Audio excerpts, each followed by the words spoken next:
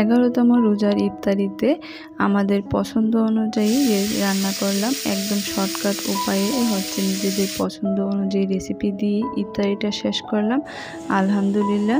আসসালামু আলাইকুম এভরিওয়ান, কেমন আছেন সবাই? সবজিজ ব্লগের নতুন আরেকটি ভিডিওতে সবাইকে স্বাগত জানাই। এই ভিডিওটা ছিল 11তম রোজার ইফতারির প্রিপারেশন। প্রতিদিনই দেখা গেছে আমাদের ভাজা পোড়া খাওয়া হয়, আর ভাজা পোড়া করি বা ইফতারিতে যাই করি না কেন ওই খাবারটা খাওয়ার পর আমাদের বাসায় তেমন কেউ রাতের খাবার খেতে চায় না। দেখা গেছে অনেক জোর জবরদস্তি করে বাচ্চাদের তো খাওয়ানো হয়, কিন্তু ওর আব্বুর যেহেতু ওয়েট বেড়ে যাচ্ছে যে কারণে ওর আব্বু আর বাড়ি খাবার রাতে খায় না, একবারে আবার ইফতারিতে খায়। তো সেই হিসাবে যাই রান্না করি না কেন আমার ম্যাক্সিমাম খাবার থেকে যায়। তো এবার এখন আস্তে আস্তে খাবারের পরিমাণটা কমিয়ে দিচ্ছি। আর যেহেতু টানা অনেক দিন ভাজা পোড়া খেয়েছি, তাই ভাবলাম আজকে খিচুড়ি আর মাংস করি। তো যাই হোক, এটারই প্রিপারেশন চলতেছে। আর এর দিকে দেখুন, আমার ছেলেকে আমি জোর করে এনে রান্না করে লিখতে বসিয়ে দিয়েছি, কারণ আমি এদিকে যখন রান্না করি সে অনেক দুষ্টামি করে এবং সারাক্ষণই ওর আপুকে মারামারি করে, খুব ডিস্টার্ব করে, যে কারণে ওকেও রান্না করে এনে লিখতে বসিয়ে দিয়েছি। তো যাই হোক, শুরুতেই আমি ফ্যাপসাটা ভাপ দিয়ে নিয়েছি, মানে ফ্যাপসা রান্না করার আগে একটু ভাপ দিয়ে নিতে হয়, তো সেটাই করলাম। তো আমি আমার বাসায় আমি একমাত্র ফ্যাপসাটা খাই, বাসার আর কেউ ফ্যাপসা খায় না। আর যেহেতু আমি ব্রয়লার মুরগি খাই না, কিন্তু বাসার সবাই ব্রয়লার মুরগি খায়, তো সেই কারণে বাচ্চাদের জন্য ব্রয়লার মুরগিটা রান্না করতেছি। বিশেষ করে আমার আফরা যখনই দেশি মুরগি আনার জন্য কথা বলি বা ওর আব্বু বলে যে মুরগি নিয়ে আসি, তখনই ও নিষেধ করবে যে বাবা দেশি মুরগি এনো না, ব্রয়লারটাই আনো। কেন জানি ওরা ব্রয়লারটা বেশি পছন্দ করে। যাই হোক, যে বাচ্চারা চিকেন পছন্দ করে তারা আমার মনে হয় ব্রয়লারটাই বেশি পছন্দ করে। তো ব্রয়লারের মুরগি রান্না করতে গেলে আমি ম্যাক্সিমাম সময় এটাকে একটু ভেজে নিই, কারণ এতে করে এটার গায়ে যে পানিটা থাকে সেটা অনেক সময় অ্যালার্জির কারণ হয়ে দাঁড়ায়। তো আমি মাংসটাকে একটু হালকা করে ভেজে নিব।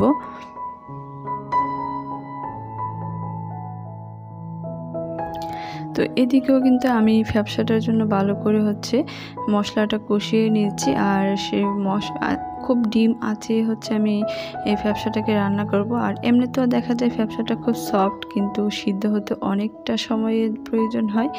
তো আজকে যেহেতু ইফতারিতে বাড়ি খাবারটা করব, এমনিতেও আমার একটু লেট হয়ে গিয়েছে। আর দুহা আজকে অনেক বেশি বিরক্ত করতেছিল, যেহেতু পরের দিন দুহারও পরীক্ষা, আফরারও পরীক্ষা, মানে সে নিজেও পড়ে না, তার বোনকেও পড়তে দেয় না, প্রচণ্ড পরিমাণ ডিস্টার্ব করতেছিল। এরকম করতে করতে দেখা গেছে আমার অনেকটা লেট হয়ে গিয়েছে, সেজন্য আমি খুব তাড়াহুড়া করেই রান্নাটা করতেছিলাম। আমি যখন ব্রয়লার মুরগিটা রান্না করি আমি খুব সচেতনভাবে রান্না করি, তার কারণ ব্রয়লার মুরগি কিন্তু যে কোনোভাবে রান্না করলে খেতে ভালো লাগে না। আর আমি সবসময় ভেজে নিই, ভেজে নেওয়ার পরেও কিন্তু মশলাটাকে ভালো করে কষিয়ে নিয়েছি। আর এর মধ্যে আমি একটু টমেটো দিয়েছি।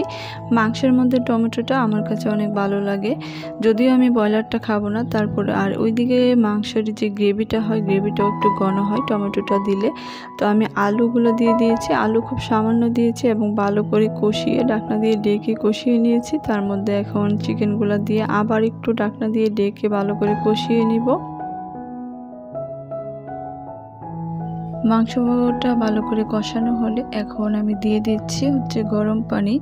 আমি আগে ইলেকট্রিক কেটলিতে পানি গরম করে রেখেছিলাম, ওইটাই দিয়ে দিলাম। আর যেহেতু আমার মাংসটা আগে থেকে ভেজে রাখা এবং ভালো করে কষানো হয়ে গিয়েছে, এখন তেমন একটা সময়ের দরকার হবে না মাংসটা হওয়ার জন্য।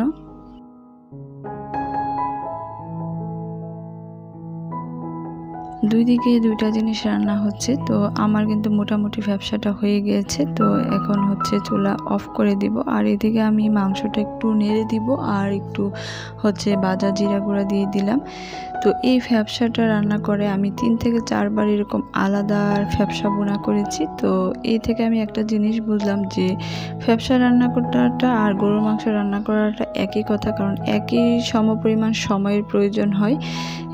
তো অনেকটা সময় লেগেছে। তো যাই হোক, এটা আমার হয়ে গিয়েছে। এখন চুলা অফ করে দিয়েছি। আর এদিকে মাংসটাকে আমি একটু ভাজা জিরার গুঁড়া দিয়ে একটু নেড়ে চেড়ে ঢাকনা দিয়ে ঢেকে দিব। আর এদিকে কিন্তু অলরেডি আমার সবগুলো রান্না হয়ে গিয়েছে। তো যেহেতু খিচুড়ি রান্না করব, 2টা রান্না করার পর আবার হচ্ছে চিন্তা করতেছি আর কি করা যায়। তো আমি এদিকে হচ্ছে মুগ ডাল আর হচ্ছে মাসকলাইয়ের ডাল, এই 2টা ডাল দিয়ে আজকের হচ্ছে খিচুড়িটা রান্না করব। তো হঠাৎ করে মনে হলো যে একটা আইটেম দিয়ে হচ্ছে খিচুড়িটা খেতে ভালো লাগবে না। আর আমার কেন জানি লোটটা শুটকি বোনা করলে আর হচ্ছে বেগুন ভাজা করলে খিচুড়ির সাথে আমার খুবই ভালো লাগে খেতে। তো সেজন্য আমি কিছু হচ্ছে শুটকি ভেজে নিচ্ছি। এটা আমি একটু বোনা করব, অল্প পরিমাণেই নিচ্ছি কারণ রোজা রেখে অনেক বেশি খাওয়া যায় না। এক পাশে শুটকিগুলা ভাজতেছিলাম আর অন্য পাশে হচ্ছে চুলায় আমি খিচুড়ির জন্য পেঁয়াজ ভেজেছি। আর এটার মধ্যে ধুয়ে রাখা চাল ডাল আমি দিয়ে দিলাম। তো আমি ডালটা ভাজার সময় একটু পেঁয়াজ কাটতে চলে গিয়েছি, যে কারণে হচ্ছে আমার কয়েকটা ডাল একটু বেশি কড়া ভাজা হয়ে গিয়েছে। তো যাই হোক, চালটা একটু সময় নিয়ে, অনেকটা সময় নিয়ে বলতে গেলে ভালো করে ভেজে তারপর আমি বাকি সবগুলো মশলা দিয়েছি। মশলা দেওয়ার পরও আরও কিছুটা সময় নিয়ে ভালো করে ভেজেছি। আর এখন আমি দিয়ে দিয়েছি ঘিটা দিয়ে হালকা একটু নেড়ে চেড়ে নিব। তো চাল ভাজার সময়, সেটা পোলাও রান্নার ক্ষেত্রে হোক বা বোনা খিচুড়ি রান্নার ক্ষেত্রে, তো যখনই আমি চালটা ভাজি তখন হচ্ছে ঘিটা দিলে স্মেলটা আমার খুব ভালো লাগে, যে কারণে হচ্ছে চাল ভাজার সময় ঘিটা দিই না। আর এখন আমি হচ্ছে পরিমাণ মতো গরম পানি দিয়ে দিয়েছি। যেহেতু ইফতারির সময় প্রায় হয়ে গিয়েছে, আমি হচ্ছে খিচুড়িটা ঢাকনা দিয়ে ডেকে আমি অপর চুলাতে হচ্ছে রান্না করতেছিলাম, বাট সময় ছিল না, যে জন্য হচ্ছে সবগুলা ক্লিপ নেওয়া হয়নি।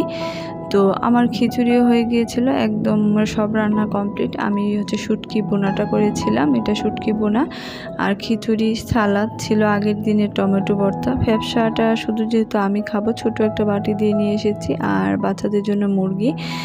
আর এই ছিল হচ্ছে ইফতারির জন্য খেজুর মুখে দিয়ে। আর ওর আব্বু গতকাল অফিস থেকে আসার সময় মাঠা নিয়ে এসেছিল, সেই মাঠাটা সব কিছু দিয়েই হবে আজকের ইফতারি প্লাস হচ্ছে রাতের খাবার।